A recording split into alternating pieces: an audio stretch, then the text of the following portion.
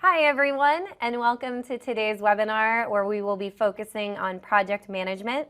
My name is Jennifer Six. I'm a senior education consultant, and I am joined by... Hi, my name is Kelly Wickman. I'm a senior business analyst here at ConnectWise. And we are excited to talk to you about managing projects in ConnectWise as well as some of the new stuff that has come out as of late. So here is our agenda, what we'll be talking about. We will start by talking about the sales conversion to projects, just so you can see the power that's available there when you're following the full life cycle.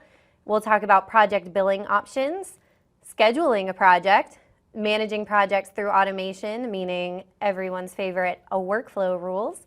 And then we have pro tips thrown in throughout, so you'll be sure to grab some helpful tips as we progress. And again, we'll end today's webinar with some information about the new exciting project enhancements that have come out. So as always, we like to start our webinars with a review of the ConnectWise lifecycle flow.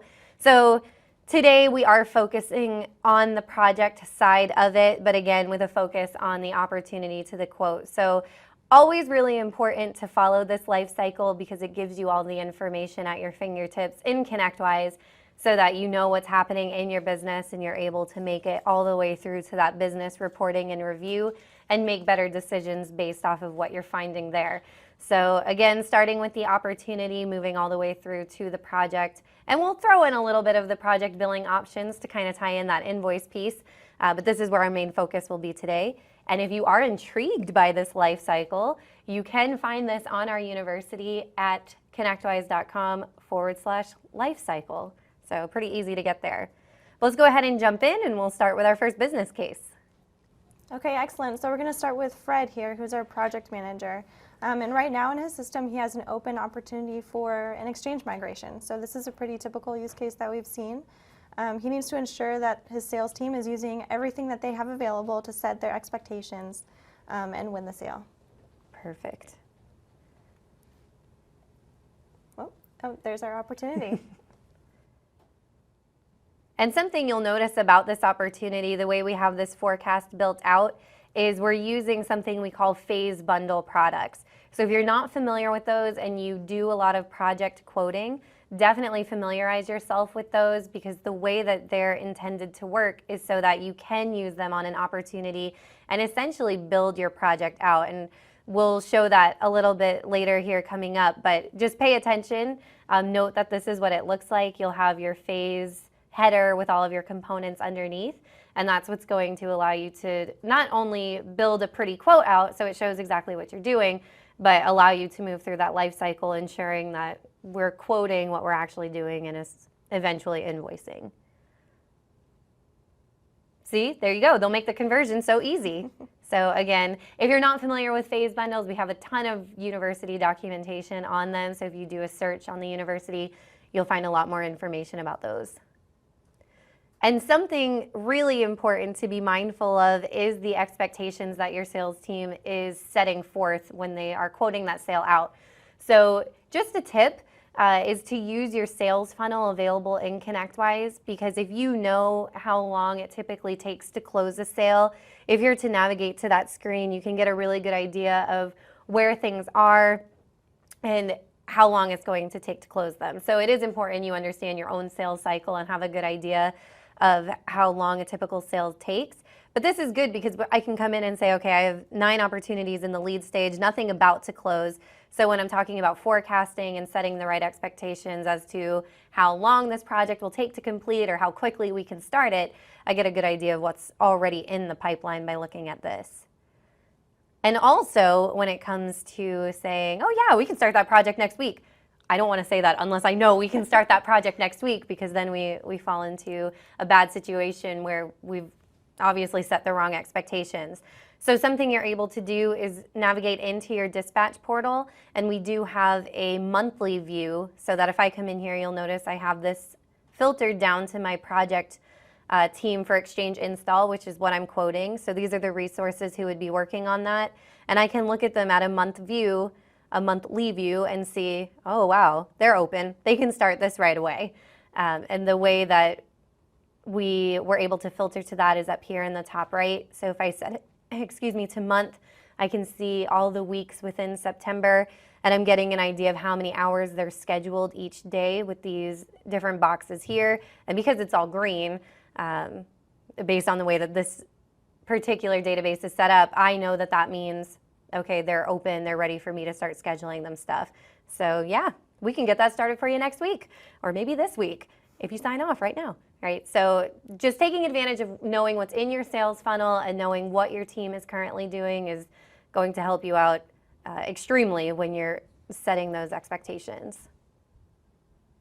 All right, great. So now we've got Jose. Yep, back to our sales team. So let's say the client was very excited that we were able to start next week, and they're like, yes, I'm going to go ahead and sign up for this. So Jose was able to close the deal, and now we want to take that opportunity and convert it into something that can be scheduled out with standard steps for my company already in there, and we'll call that a project. So this next step is going to be converting the opportunity to a project.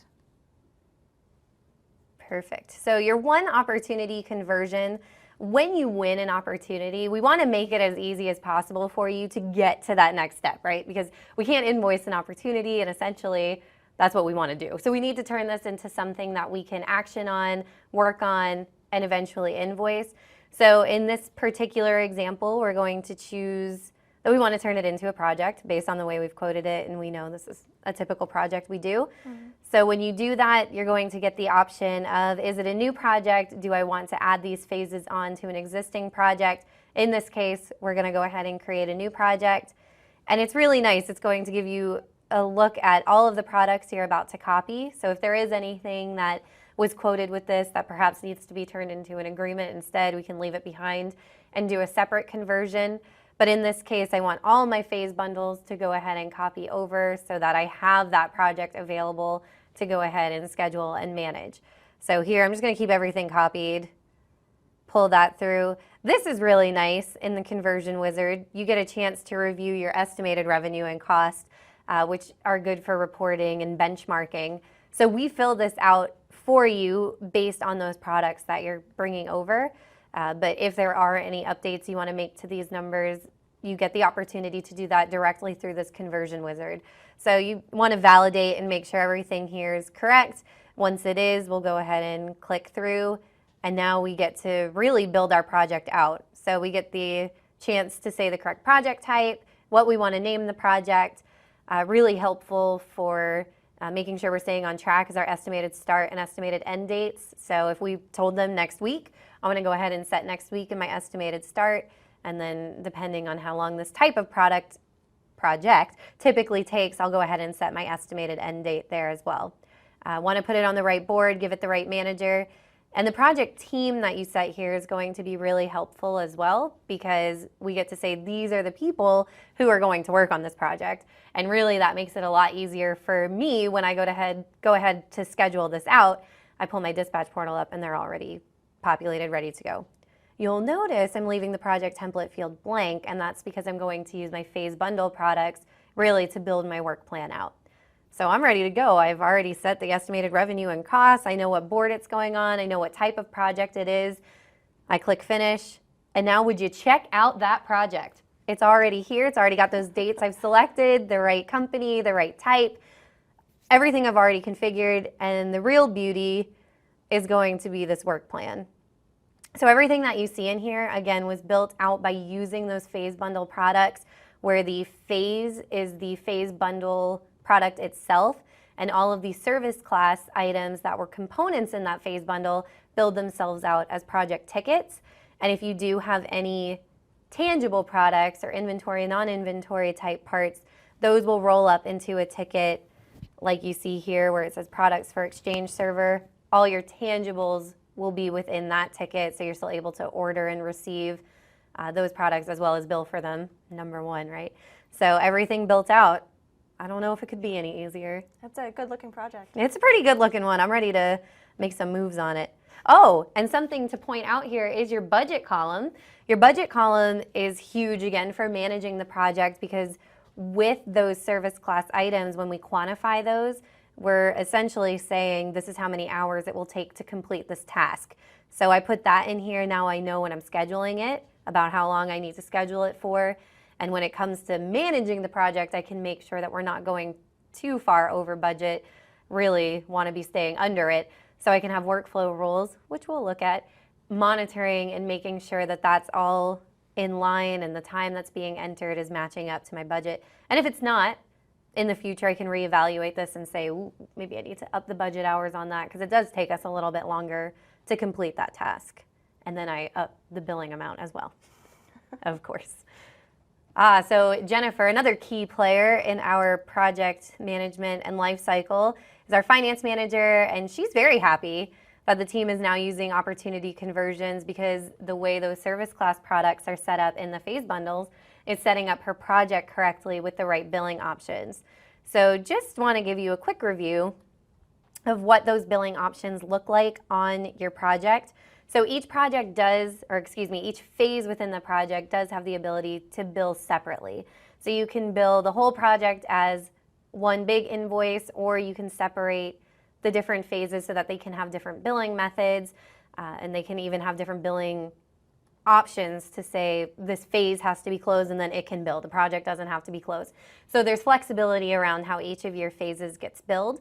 And you'll notice here we've got an add-on phase, which means we can bill it separately. For the training on features, we have that set to a fixed fee of $150. That means any time that goes into that phase of the project, we're not going to bill it T&M. We're essentially just say, it doesn't matter if you put 5 minutes or 5 hours, we're billing $150. So that's true for that phase. And you can see there's options down here that say this phase can only be billed after it's been closed. So we're only looking at the phase status for that. And then we have this phase can only be billed once the project has been closed. So you get some options as to when this will flow into your excuse me, invoicing wizard to be billed out.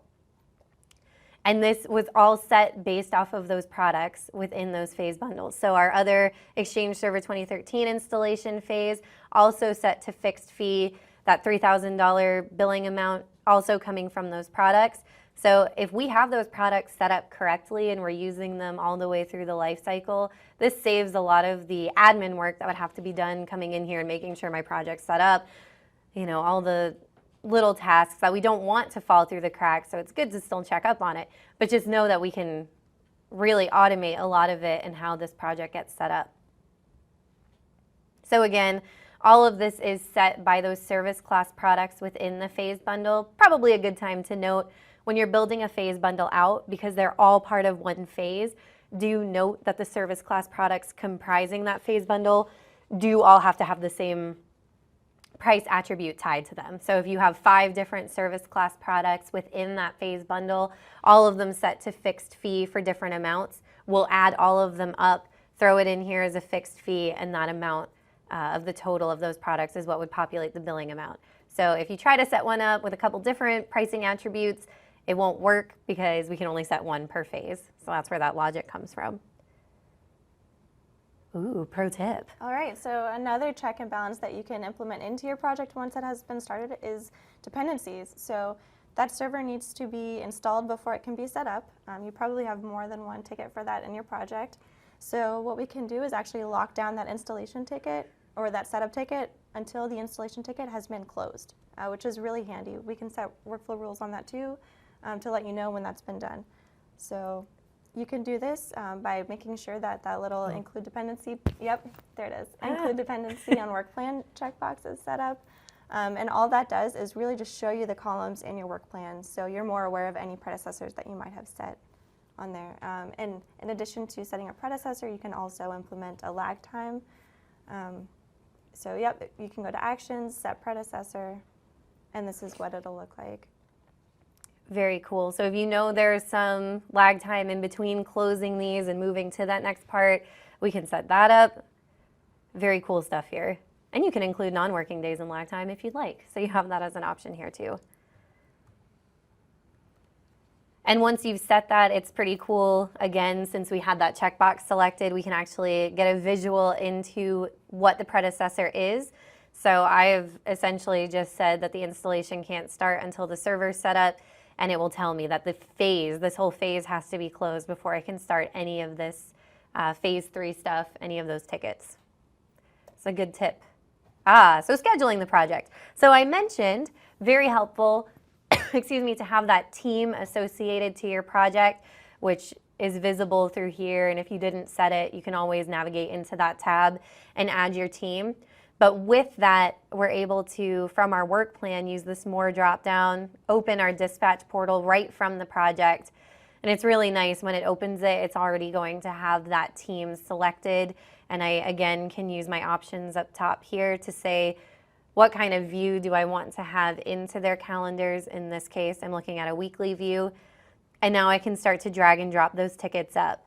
So again, just pointing out this budget column, I know that this should take about 1 hour. So when I'm scheduling this, I'll drag it to the appropriate person's calendar, make sure I schedule it for an hour. And now I know, in this case, Chris would be assigned on Wednesday to go ahead and take care of this.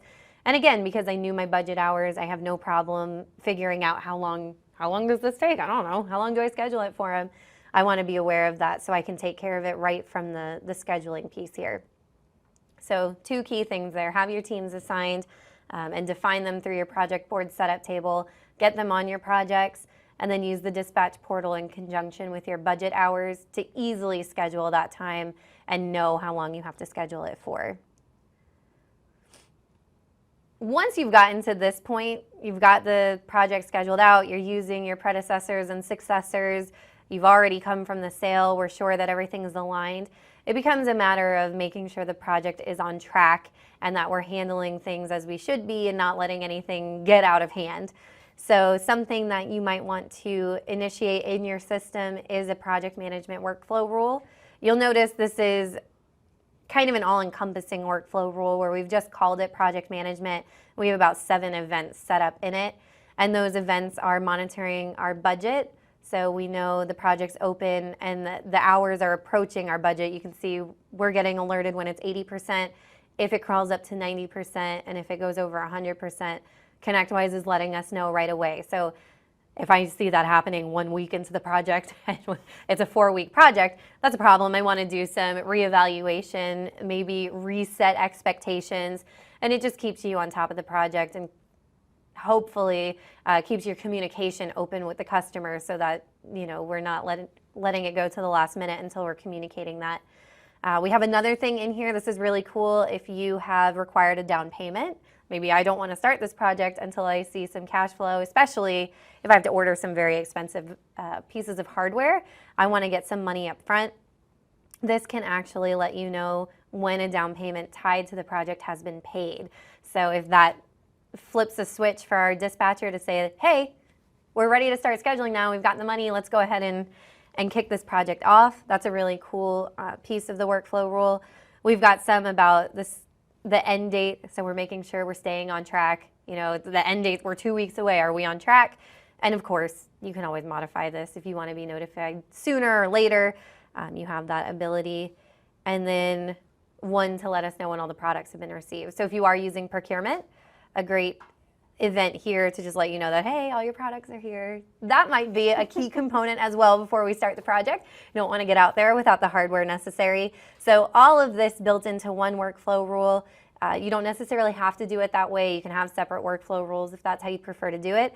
But I have some excellent news for you. This workflow rule is available on the marketplace. So if you're looking at it and like, yeah, that's great, but I'm not building 7 events out, I have things to do. Don't worry, you can go out to our marketplace, which is located under the system module. You have a marketplace icon. When you get in there, you can search for CW:project management, and voila, import it into your system. And you can, again, make those edits. If the days, 14 days before, maybe you want it 21 days before, go in there, make those modifications, and now that workflow rule is truly yours, and you can make it work for your business. I will point out, because I feel the concern, when you bring a workflow rule in, we don't turn it on automatically for you, so you won't get spammed with emails until you go in, review it. Then once you feel comfortable, you'll come up here and you'll activate it. So if you don't like it, don't worry. That's good to know. It's a very good tip. I know people are scared of the marketplace, like, I'm not bringing a workflow rule in. I don't need all those emails going out. Don't worry, come in, review the events, review the actions, make sure it works for your business, modify it if it doesn't. And then if you come in and really you're like, I don't like this workflow rule at all, I would rather build my own, you can delete it. No harm, no foul. So it will go into your workflow rules setup table after you import it, and that's where you'd be able to make the decision to turn it on, delete it, or modify it. And now we do have some recent project enhancements that I'll let Kelly walk us through. Some exciting stuff, y'all. Thank you. Sure. So back in your project, these are all enhancements that we've done recently over the past year. Inline cell editing is one of them. So if you're on your work plan, in addition to any products that came over from your opportunity, if I want to add something else at the bottom there, I can go ahead and just type the summary line of the ticket right in there. I can also tab and change the status. I can edit the budget, all without having to drill into a ticket, to a new ticket. That's very good, saving you clicks for sure. Yep. Another cool thing that you can do is actually drag the work plan to that first tab. And what that will accomplish is whenever you open that project, you'll start on the work plan tab, so you don't have to go from general to work plan each time. I know that's a big deal. I used to work a lot in projects when I was doing implementations, and that was huge for me because I was like, wow, this is the tab I always want to be in. It saves me a click. I see exactly what I want to see right away, and it stays there. That's very awesome. Excellent. A little bit of a time saver. And then this last one is, again, more visibility for you on the work plan. So you can actually set phases to display collapsed or expanded based on their status. So one thing that I like to recommend is to have all of your closed phases just collapsed by default, because hopefully you're not in there too often needing to review. And that way, if you have a long, giant work plan, you don't have to scroll through as many of those phases. Yeah, definitely another huge time saver there. And it just makes it easier to look at. So big project enhancements. Obviously, you saw the stuff about the dependencies. That's all pretty recent-ish as well. So take advantage of all these things. They definitely make the project management aspect of ConnectWise a lot easier, especially from the management standpoint. So that is all of the content we have today. I'll give you a couple moments if anyone has any questions. Otherwise, we will let you go. I'll give you 15 seconds. If you have any questions, go ahead and type those in now. We need the Jeopardy theme music to play. Oh, that would be fun. You don't want me to sing it? I do. Kelly said she wanted it. All right, I don't see any questions coming through, which means we must have nailed it.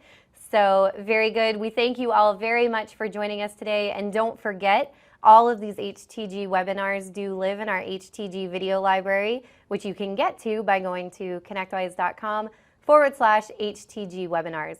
Thanks again, and we hope you have a great day. Thank you.